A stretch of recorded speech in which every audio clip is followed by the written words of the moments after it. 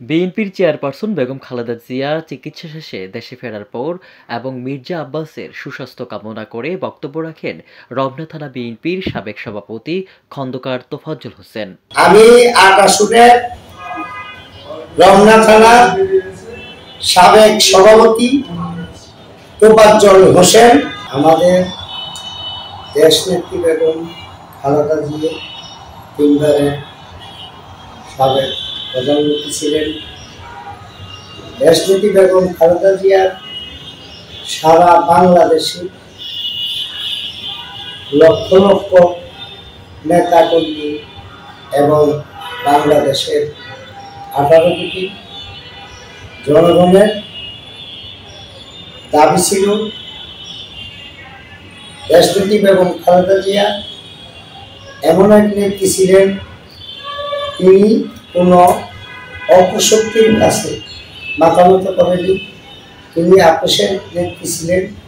এই কারণেই সারা দেশের মানুষ সবসময় দেশনেত্রী বেগম খালেদা জিয়ার পাশে ছিলেন, বর্তমানেও আছে।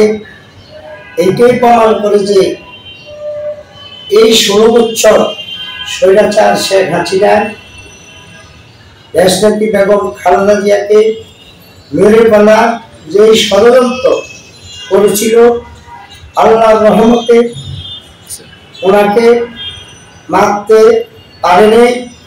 বিভিন্ন কায়দায় বিভিন্ন কৌশলে মামলা হামলা দিয়ে দেশনেত্রী বেগম খালেদা জিয়াকে মেরে ফেলার যে ষড়যন্ত্র সেটা ব্যর্থ হয়েছে।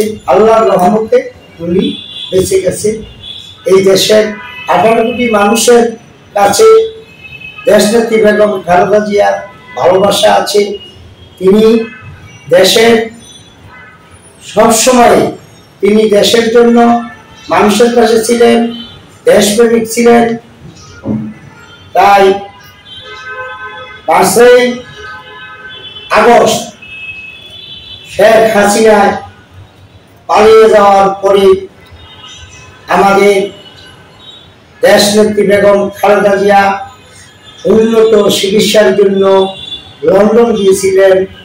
সেখান থেকে উনি সুস্থ হয়ে এই 6 মে যখন নেতা কর্মীরা 18 কোটি জনতায় এই দেশের মানুষ যখন জানতে পেরেছে দেশনেত্রী বেগম খালেদা জিয়া দেশে ফিরে আসতেছে, দেশের আগমন, ওনার আসার আগমন শুনে সারা বাংলাদেশে উৎসব আনন্দে ফেটে পড়েছে নেতাকর্মীরা।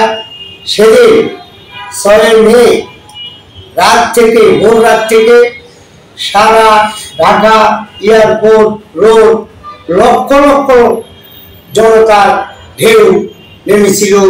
শুধু বিএনপি নেতা কর্মী ছিল তা না, সারা বাংলাদেশ থেকে মানুষ জনগণ নেমে এসেছিল।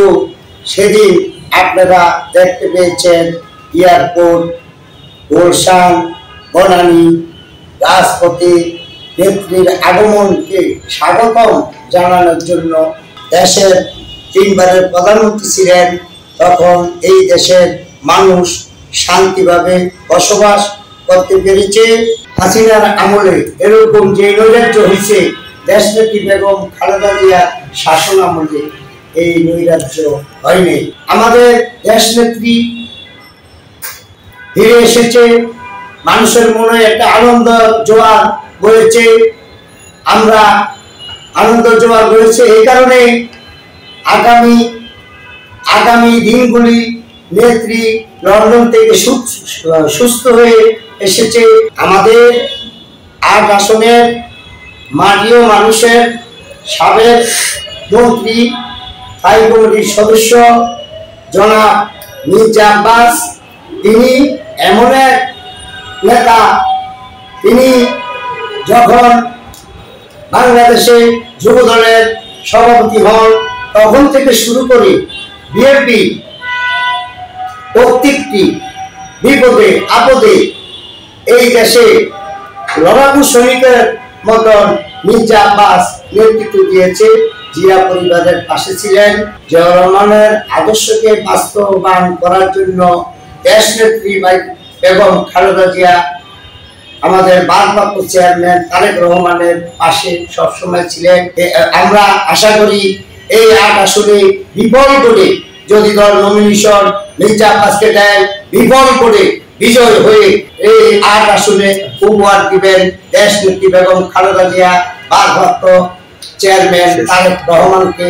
এই যে ৮ আসনের প্রত্যেকটি নেতা কর্মী জনগণ মির্জা আব্বাসের পাশে আছে, মির্জা আব্বাসের পাশে থাকবে সব সময়, এইটাই আমরা আশাবাদী। শহীদ রাষ্ট্রপতি জিয়াউর রহমান উনি এই দেশের যদি স্বাধীনতার ঘোষণা না দিতেন তাহলে বাংলাদেশ কবে যে স্বাধীন হতো আমাদের জানা ছিল না। মির্জা আব্বাস প্রত্যেকটি ওয়ার্ডে প্রত্যেকটি থানা নির্দেশ দিয়েছে কেউ যেন কোনো চাঁদাবাজি না করে, কোনো লুটতরাজ না করে, কোনো সন্ত্রাসী না করে। ওনার সবসময় আমাদেরকে ডেকে বলে দেয়, আপনারা তোমরা কোনো চাঁদাবাজি করবো না, চাঁদাবাজিকে অস্ত্র দিবা না, তোমরা এখন থেকে জনগণের পাশে যে পাড়া মহল্লায় খোঁজ খবর নাও।